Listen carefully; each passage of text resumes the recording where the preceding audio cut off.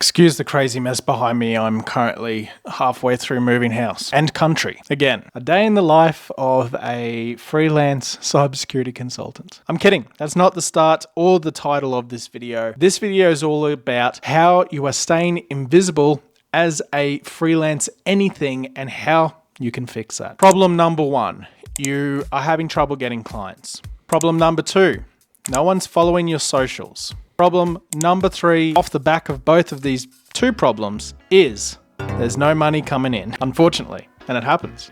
So how do you actually fix these three problems? Well, let me tell you, freelancing and consulting is hard. It's seriously hard. People think you just go to like freelancer.com and the work starts flowing on in, and that's not actually how it works, like at all. What happens is you go to freelancer.com and then what you thought you would be making per hour is discounted by roughly 30%, and you end up making a livable wage in somewhere like India. But that is not, unfortunately, a livable wage in Australia, the US, the UK, Europe, anywhere in the Western world. And that's because you're competing against people who can afford to charge significantly less than you. It's not about the quality of work. It's not about anything like that. It's just about global economics. So then the question is, if you're going to that place where people are going to expect to pay less, then you need to maybe go somewhere else to get the work in. Let me tell you a story about how I broke through in cybersecurity consulting to find work that actually worked for me as far as the style of work as well as the monthly recurring revenue. MRR is something I talk about a lot on this channel, and there's good reason for that. Oh, looking at this picture and the absolute mess of stuff behind me that I need to move is it's crazy. Anyway, let's get going. Story time. When I first started consulting, I thought I'm going to do everything I can to get clients in. I was motivated, I was pumped, and I was ready to go. I went to freelancer.com, I went to Upwork, I went to a bunch of networking events at startup hubs like WeWork and one in Brisbane City called River City Labs, a whole bunch of just random meetups. I went to them all the time, like 2 or 3 times a week, a lot. I started going to BNI meetings and KBN meetings, which they're not specifically Australian. I think KBN is, but I went to those as well. I went to meetup.com and I joined a whole bunch of business networking groups, mostly the free ones because I was starting to run out of capital for advertising here. And once I spent a lot of time going to those different freelancing websites to build my profile and my gigs and all the rest of it to see what kind of work I could get through, I was quickly disheartened and almost gave up within the first month. The reason for that is I was putting out quotes for different types of pen tests and security audits of what I would expect, and from my research within Australia, what I would expect Australian companies would be willing to pay to have that service done. All the while talking with different people and at these networking events and them saying, oh, that's such a good service. You're going to make so much money out of this. You're gonna, you're gonna go to the moon. Congratulations. I wish I had the skills you had to do this, blah, blah, blah, this sort of stuff, which was completely contradicting the amount of money that I was actually going to make if I was using these freelancing dashboards. And this is not to put shade on freelancer.com or Upwork or Fiverr or whatever, all of these different websites.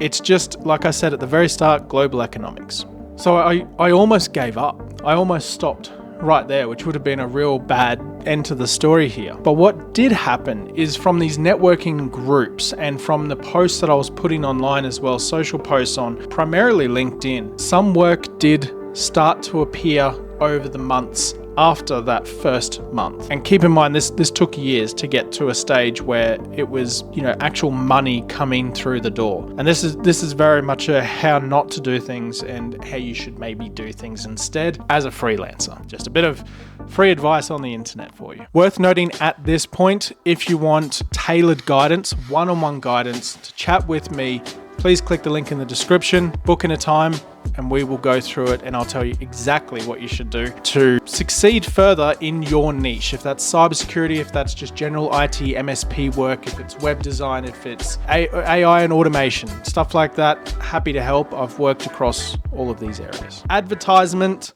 over.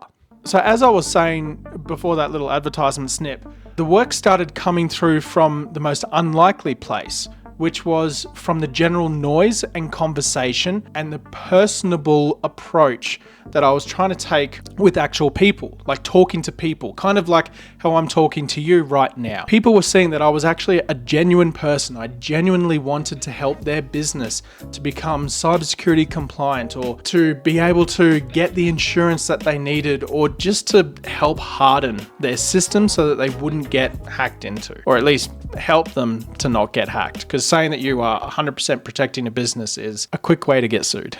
Cybersecurity, what an industry. So from here, over the months, the work started trickling in. It started off with one pen test that led into 5 pen tests, that led into over a year, 10 pen tests. And I was thinking, okay, I could really hammer down on this if I focus on where the business is and how I'm getting that business. And that was ultimately through these networking events. It was from talking to people and just being a normal human being, not being a robot on the end of a chat, which is what everyone thinks you are when you're messaging them on LinkedIn, which is, there's a screen wall of if you want to call people on the phone, and which is a good approach. Don't get me wrong. Calling people is a good approach and it does work, but it doesn't get the work in, and it is hard to build a relationship. You will get work in eventually, and it's a very hit and miss. But if you really want to use the phone to call people up and discuss things, make sure you've already met them in real life, at least once. Otherwise, it's a cold call, and cold calling sucks. It's so depressing. And I don't like it, but it does work. Sometimes it works, so I can't discount it fully. But if you want to get actual work in, meet someone first, then call them, then email them. And I can almost guarantee it's like 80% chance you'll actually get some work in from that eventually. Which brings me on to my second level of depression starting any sort of business, which is people promise you a lot of work, and then over time they just kind of ghost you. They disappear. And this is the hardest one because you've built the relationship, you've had the conversations, you sent through the quotes, and this just happened to me recently. I quoted a guy last year in August, I think it was, and I've had lots of conversations since then. I've been keeping tabs, I've been keeping up the relationship, talking with him. Yeah, it's all friendly, it's friendly. Then in December, which was when the project he wanted or was quoted for was meant to start, he's like, we need to hold off because the directors of the whatever, someone above him has said we don't have the money for this. I was like, well, it would have been nice to know that before, but that's okay. It's all good. He said, come back after New Year's. We'll have a bit of a conversation in late January, February. I said, sure. Wrote it in my calendar, put it in. I was like, this sounds like it's a slippery slope out of here, but I'll give it a try. I'm not going to let this one get away from me just yet. Not yet. I'm still trying. So I talked to him in February. The work kind of fizzled out. He said, yeah, we're still interested. It's all about money and funding and blah, blah, blah. I said, sure, no problems. All good. He's like, I still really want this to happen. So don't think that I'm not going to make this work happen, but, come back a little bit later. So I've talked to him a little bit. I talked to him yesterday. I sent him a quick SMS. Said, hey man, how's it going? How's everything? He said, yeah, good. I'm just on a flight at the moment. I'll give you a call back tomorrow. It's now 1 p.m. and I have not received a message or a call. And I don't think I will. I don't think I will for the next at least week, if at all. And this it hurts. It's kind of like being ghosted on a relationship. Like you're talking to a girl or a boy or whatever, and that person just completely ghosts you and you're like, oh, this hurts. It's the same. It's the same feeling, and it's not fun. It's kind of like that pre-dating stage, the menagerie of life and love and feelings. It's just like that, and it's not fun at all. My point here being is, and just to sort of rewind back to the start, and sorry for that crazy tangent, but I think that story was important for you to hear because there's no such thing as just full wins. There's no such thing. It just doesn't happen. But in these kind of situations, it's good to keep a level head and to keep trying with where you're actually going to get the work. You are going to see rejection. You are going to see people who are genuinely interested, like in my case with that story, who just can't afford it. And these different levels of things are tricky to deal with because for you, you're trying to make a living. You're trying to go into this new adventure in your life. And that is super cool. And you should be congratulated for that.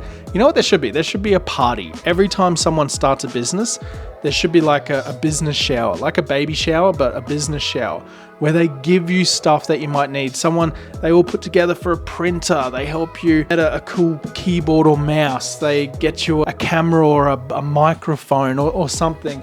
People put in together to get you stuff that might help your business. Maybe they sign you up a subscription to Canva for a year. I would love to see that. Maybe I should start a thing called the business shower experiment or something. I don't know. I'll think of that later. Business idea for anyone who wants a business. It's kind of like GoFundMe for business owners who are just trying to start. I think that's cool. Anyway, the point of this is that you need to try lots of different angles so that you are not staying invisible across anywhere at all. You need to get your social posts on, and you need to do them a lot. The easiest way to do that is via Canva's calendar scheduler thingy. Just put in a whole bunch of posts. Take a whole bunch of photos of yourself or generate some photos. I wouldn't use AI for this, but you can if you like. And schedule them out, one post every 3 to 4 days. Once you've done the socials, invite people to follow your page on LinkedIn as much as you can. You are allowed 250 invitations every single month. Don't ask me how I know that. And you can message up to, I think it's 200 people every single month on LinkedIn. There are limitations. On Facebook, I have no idea what the limitations are, but I would be joining every local business group that you can find. Same with meetup.com. Get to as many of those as you can. Maybe join a professional networking group like BNI, KBN, one of the 3 billion other versions of BNI that exists out there, and go to them. Actually go out there and meet people. You won't get business straight away. It costs a lot to get in. It's a bit of a wank, to be completely honest, but it does work. It does get business in. Talk to everyone that you can about your business idea, how you're doing, what you're doing, how you're getting your clients in. Talk to everyone, make noise, damn it, and you'll get some work in. I guarantee it. I can guarantee that. You will get work. Anyway, thank you for watching. This video has gone for far too long. I hope you enjoyed it. You got some useful tidbits out of it to start your freelance consulting business. If you are looking for one-on-one guidance, please click the link in the description. Let's have a chat one-on-one. Let's talk about it. Let's make a strategy for you. And hopefully we'll work towards some sweet resolution in the end where you have a profitable business. I've been doing these coaching sessions for almost 4 years now, 5 years. I don't know, a long time. And I've seen a lot of people find some really good success. So if that's something you're interested in, link in the description. Thanks for watching. I hope you enjoyed this video. Peace out. I love you. Good luck out there. And I'll see you on the next video.